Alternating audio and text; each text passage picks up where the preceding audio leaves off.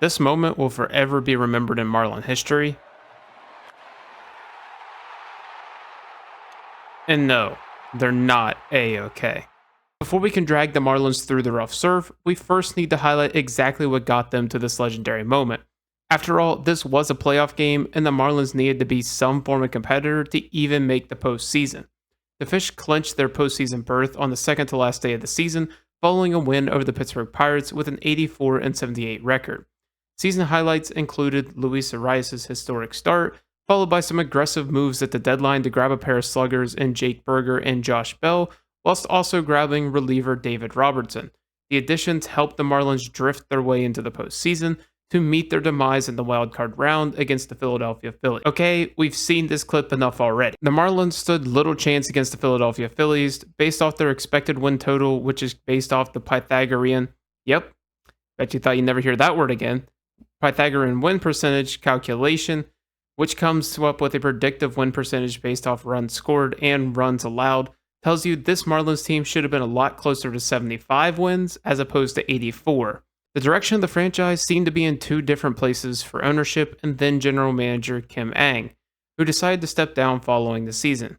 This, along with the news of Sandy Alcantara missing 2024 with Tommy John recovery and impending free agents Jorge Soler and David Robertson likely leaving town, meant this team had a lot of work to do in an ultra-competitive division with no one at the helm. The team turned to Peter Bendick, a longtime member of the front office in Tampa Bay, and was a keen figure in the strapped for cash but still fielding a quality team process the Rays have been tiptoeing for some time.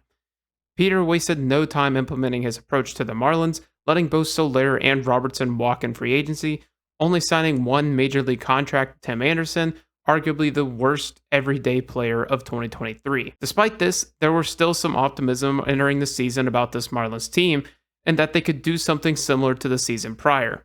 After all, this team still had a lot of young, talented pitching that was just waiting to break out, while still having an interesting collection of bats on the offensive side, where if all the cards laid just right, the Marlins could find themselves back in the playoff contention on the back end. Unfortunately, we learned very quickly this Marlins team was not built with the same mettle of the season prior, as their opening series consisted of a 4-game sweep by their opponents, the Pittsburgh Pirates, featuring 2 different games with substantial blown leads.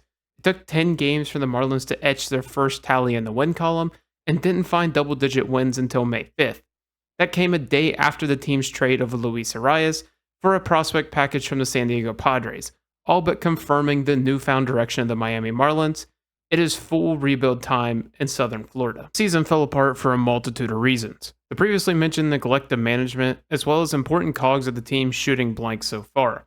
The safe commodity of Jake Berger is currently hitting 183 with 3 homers and has been battling an oblique injury.